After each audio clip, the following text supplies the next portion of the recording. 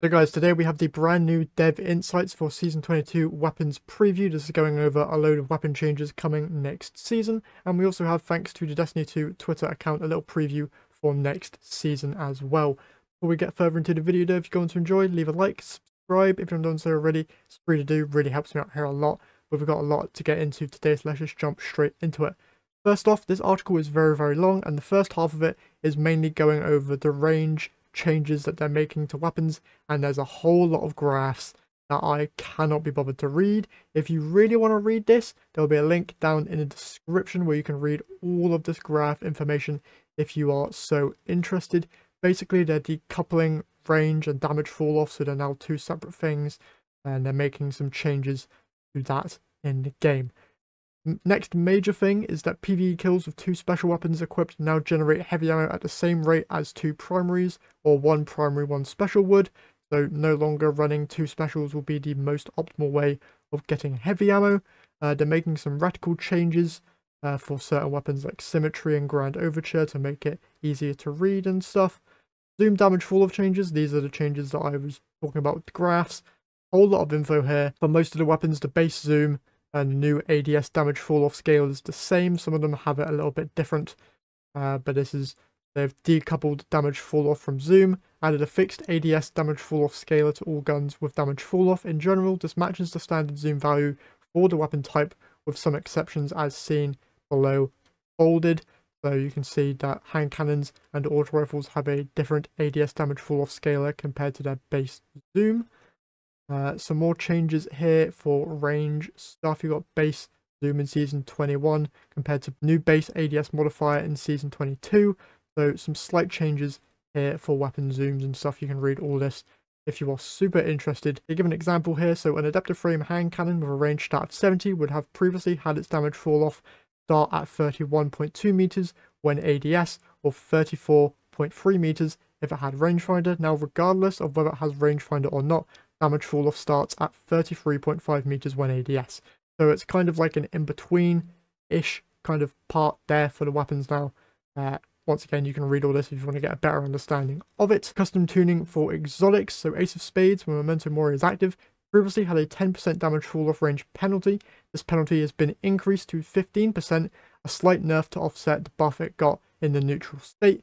Devil's Ruin, when firing the laser beam, previously had a 20% damage fall off range bonus. This bonus has been reduced to 10%, slight nerf to offset the buff that it gets in its neutral state. Revision 0, when Hunter's Trace is active, now has a 4.5x damage ADS fall off scaler. Last Word now has a 1.1 times ADS damage fall off scaler. Crimson now has a 1.3 times ADS damage fall off scaler. Previously had an intrinsic 5% damage fall off range penalty. This has been removed. Vex Mythoclast now has a 1.5 times ADS damage fall off scaler. Forerunner now has a 2 times ADS damage fall off scaler, and Ariana's Vow now has a 2.4 times ADS damage fall off scaler. Once again, want to read all that you can to get more information and to get more clarity on all the range changes. Now we go on to weapon archetype changes. For hand cannons, they've increased reload speed by 15% just across the board. PvE damage has been increased by 20% for red bars and 75% for orange bar enemies, and they've changed Warden's Law to be the first member of a new subfamily for hand cannons known as Heavy Burst, where they fire a 2-round burst. Bows reduce the minimum reload animation duration from 0.5 seconds to 0.3. This means that applying a reload speed scaler on top of a high reload stat will still have an effect. Increase the projectile velocity at full draw so that projectiles will continue to perform as if they were hit scan at longer distances at higher frame rates. Lightweight bows equalize the full draw projectile velocity with precision bows. SMGs, aggressive frame, fix the RPM stat display to correctly show 720 RPM. Aggressive frame sidearms reduce base damage from 32 to 30. BXR is now back up to 20 zoom. Shotguns general fixed the impact stat for the Comedian. Fusion rifles fixed an issue where the adaptive masterwork and enhanced intrinsic perks were decreasing the damage dealt by fusions when they changed the charge time stat. And wave frame heavy grenade launchers, size and damage of the self damage AoE is now reduced, and this should make it easier and safer to fire projectiles closer to your feet. Now swords are getting a huge amount of changes, so bear with me here. Energy now recharges after a short delay when used, but recharges much faster. Delay before recharge and the recharge rate are both governed by the guard charge rate stat. This delay ranges between 2.7 and 1.05 seconds, decreasing with charge rate stat. We've massively increased the rate at which energy returns after the delay to compensate, and they increased even more at higher charge rate stats even after the delay. Swords now return to full energy from empty faster than before the rework. Full power heavy attacks now can be used with any non-zero amount of sword energy rather than requiring full sword energy. We've massively increased sword guard damage resistance, giving it between 82.5% and 95% damage reduction depending on guard resistance stat. This damage resistance value is sharply reduced against other players like glaives, then it provides between a 52.5% and 65% damage reduction depending on guard resistance stat. Sword guard no longer loses energy when taking damage as a result of the above. Guard efficiency has been removed as a stat. Sword guard duration is now increased across every guard type, with those with shorter durations benefiting most. Sword guard talent nodes have had their stats squished down. Combined with the above, even though the stats have been reduced, their damage reduction, charge rates, and guard durations are now increased across the board. This allows origin traits and other sword perks more room to increase stats and allow performance beyond their previous maximum. Sword guard talent nodes now visually affect the charge rate bar on the inspection screen when you hover over or select them, similar to other stats affecting nodes. Sword movement speed while blocking has increased from a 0.75 multiplier to 0.85 multiplier, and the Lament exotic sword has been special cased so that its charge rate and delay are unaffected, but it still benefits from the increased guard damage reduction and duration. That was a mouthful, I'm so sorry for that. Next, we get confirmation of the new exotic catalyst coming to the game, and yes, it is Monte Carlo.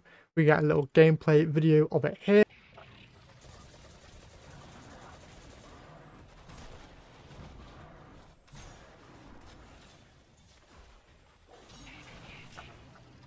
That's the catalyst. You're now able to fully use the bayonet on the end of Monte Carlo to do what seems to be a lot of damage. Targets does around 116,000 damage to that Cabal, which is nuts.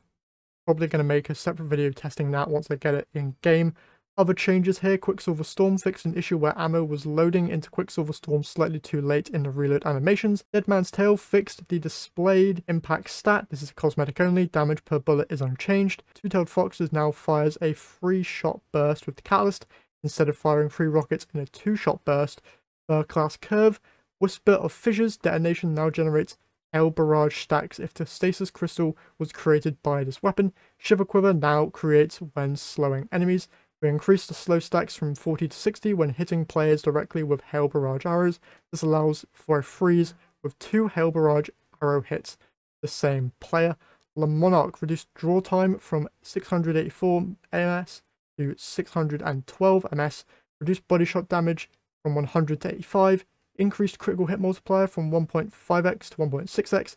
Crit damage against players goes from 150 to 136. Change the poison dot effect, reduce poison dot duration from 3 to 1.75 seconds.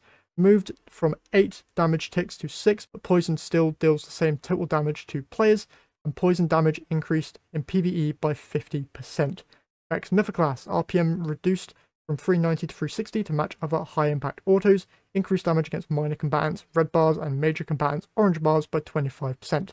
On his matchbook, updated Scorch values. It was previously 14 plus 7 with Ember of Ashes fragment equipped, now 15 plus 5, and a huge buff to Touch of Malice. Increased final round damage in PvE by 20%, decreased self damage from the final round from 10 to 7, final round damage can no longer kill the user, increased health rewarded by Touch of Mercy perk from 30 to 75, set up Touch of Mercy to work like Unrelenting. Guardians and major combatants give more points towards activation, and we increase the time allowed between kills.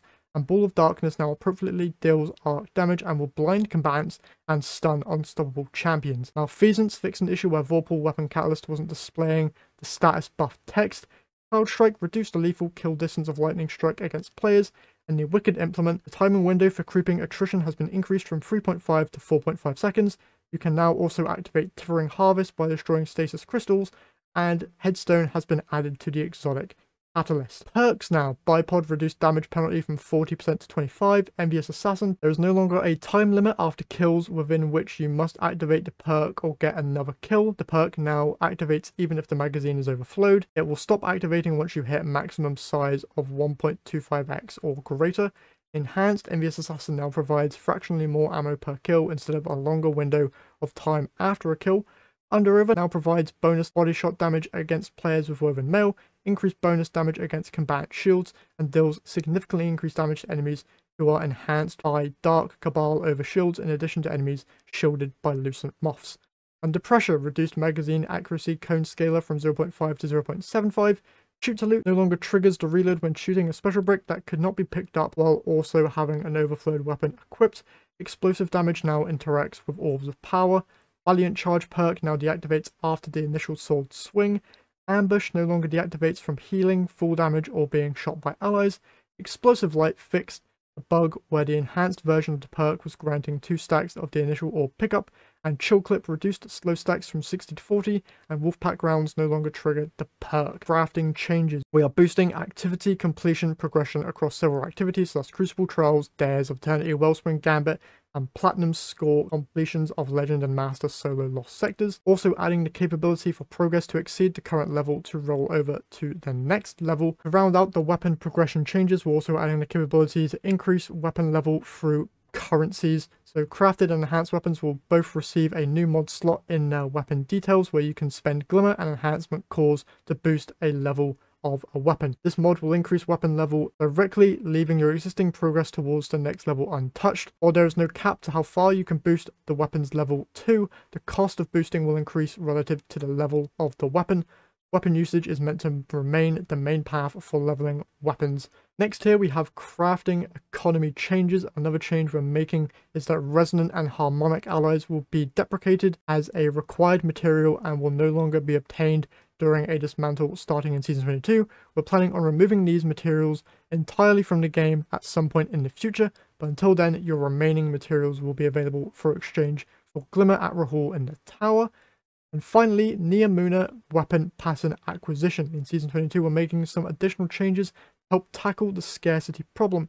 Neomuna weekly pinnacle story mission score challenge will provide guaranteed Neomuna weapon pattern progress for the first time it is completed each week. Neomuna vendor upgrade will increase drop chance of deep sight Neomuna weapons.